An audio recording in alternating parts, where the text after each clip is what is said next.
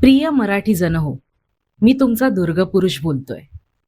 हजारो वर्षांपासून सह्याद्रीच्या कुशीत उभा राहून तुमच्या अनेक पिढ्यांचे रक्षण करत आलो आहे. राष्ट्रकूट, चालुक्य, शिलाहार यांच्यासारख्या अनेक राजघराण्यांनी मला मजबूत बनवलं. पण माझ्या आयुष्याला खरा अर्थ मिळाला तो छत्रपती शिवाजी महाराजांच्या आगमनामुळेच. शिवनेरीवर जन्मलेला हा तेजस्वी राजा माझ्या अंगाखांद्यावर वाढला. त्यांच्या नेतृत्वाखाली स्वराज्याची स्थापना झाली आणि आम्ही गडकोट त्यांचे विश्वासू साथीदार ठरलो. त्यांनी आम्हाला केवळ संरक्षणासाठी वापरलं नाही, तर जपलं, सांभाळलं आणि आमची प्रतिष्ठा वाढवली. रायगड, राजगड, पन्हाळा यांसारखे किल्ले त्यांच्या स्पर्शाने पावन झाले.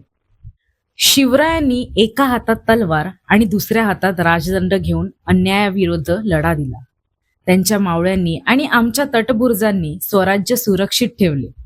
त्यांच्या निधनानंतर त्यांच्या पराक्रमाची प्रेरणा आमच्या प्रत्येक दगडात जिवंत आहे. आज काळ बदलला आहे. काही ठिकाणी गडांवर अयोग्य बांधकाम, अतिक्रमणे आणि व्यावसायिक वापर वाढताना दिसतो. हे पाहून मन व्यथित होतं. आमची खरी सुंदरता आमच्या तरीही आशेचे किरण आहे. अनेक तरुण गड संवर्धनासाठी निस्वार्थ भावनेने काम करत आहेत. त्यांच्याचमुळे आम्ही आजही तग धरून आहोत. आमच्याकडे पैसा नसला तरी इमान आणि प्रेम आहे. म्हणूनच आमची तुम्हा सर्वांना एक विनंती आहे.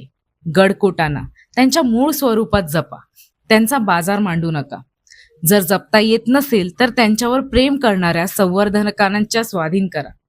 शिवरायांची प्रेरणा पुढील पिढ्यांपर्यंत पोहोचवणे हेच आमचे अंतिम ध्येय आहे. आजन्म शिवबा राजाचा चाकर, तुमचाच दुर्गपुरुष.